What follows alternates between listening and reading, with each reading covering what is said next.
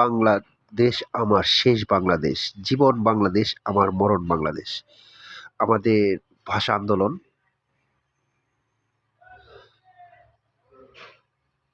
ভাষার জন্য রক্তদান, ৬৯ গণ অভ্যুত্থানের মহানায়ক শহীদ আসাদ, সব ছাপিয়ে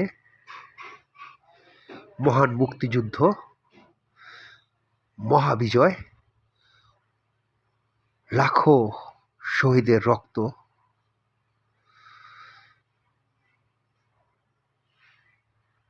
এবং বহু মা বোনের ইজ্জতের বিনিময়ে অর্জিত বাংলাদেশ, আমাদের ৯০-এর গণ অভ্যুত্থান, বেগম খালেদা জিয়ার লড়াই সংগ্রাম, মাওলানা ভাসানী, কবি নজরুলের বাংলাদেশ,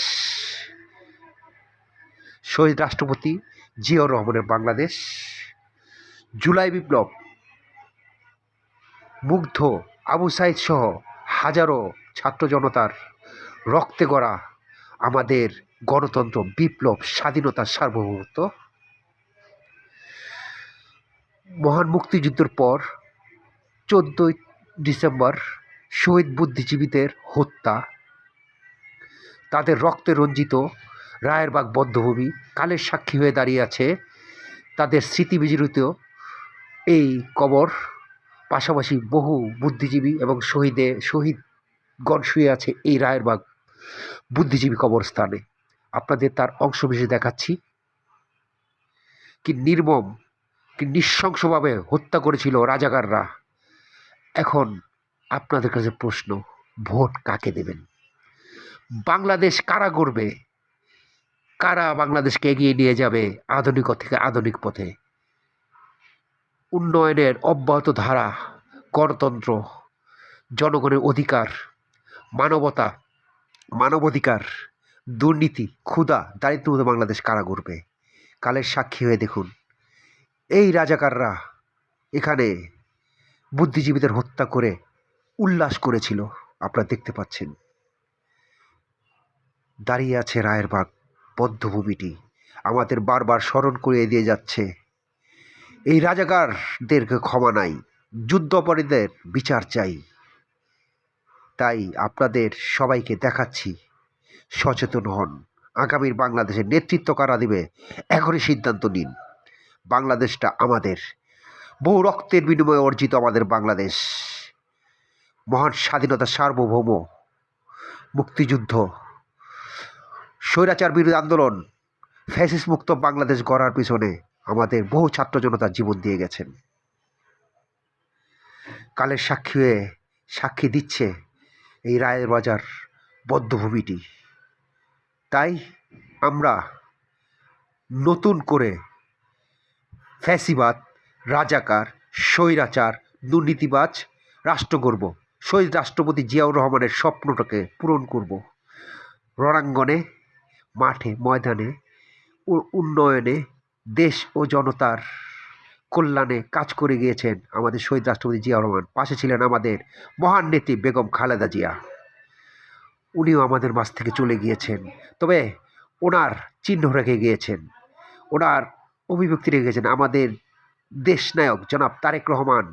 সে দিক নির্দেশনায় আমাদের বাংলাদেশকে এগিয়ে নিয়ে যাবেন।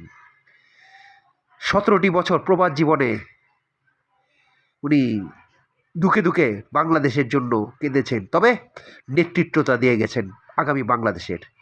আমাদের মা বেগম খালেদা জিয়াকে সাহায্য জুগিয়েছেন, দিক নির্দেশনা দিয়েছেন, বেগম জিয়ার আদর্শকে বুকে ধারণ করেছেন। আপনাদেরকে আমাদের ঐতিহ্য, আমার গর্বের প্রতীক,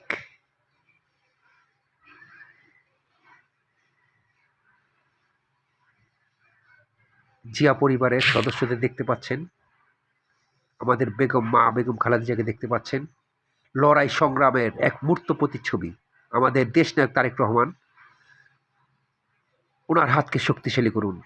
দেখুন আমাদের বিজয়ের প্রতীক, আমাদের স্বাধীনতার প্রতীক, আমাদের লাখো শহীদের স্মৃতিস্তম্ভ, সাভারের জাতীয় স্মৃতিসৌধ। এখনও লাখো মানুষ ভিড় জমায় বিশেষ দিবসগুলোতে, বিশেষ করে বিজয় দিবসে তাদেরকে শ্রদ্ধা জানাতে। এই লাখো মানুষের রক্তের বিনিময়ে অর্জিত স্বাধীনতা এবং আগামীর বাংলাদেশ কিভাবে গড়ে উঠবে সেই সিদ্ধান্তটা আপনি নেবেন। ফ্যাসিবাদ, যুদ্ধাপরাধী, বাংলাদেশ বিরোধী অপশক্তিকে আপনারা জায়গা দিবেন, নাকি আধুনিক তাবেদার মুক্ত, গোলামি জিঞ্জার মুক্ত বাংলাদেশ গড়ে তুলবেন? সেই প্রশ্নটা আপনার কাছে। কার হাতে নিরাপদ বাংলাদেশ? আমাদের 52 ভাষা আন্দোলন, আমাদের মহান মুক্তিযুদ্ধ, আমাদের জুলাই বিপ্লব, আমাদের আবু সাইদ মুগ্ধদের রক্তদান, আত্মদান, মাওলানা ভাসানীর বাংলাদেশ, বিদ্রোহী কবি কাজী নজরুল ইসলামের বাংলাদেশ, শহীদ রাষ্ট্রপতি জিয়াউর রহমানের বাংলাদেশ, আমাদের মা গণতন্ত্রের রক্ষাকর্তা, দেশ ও জাতি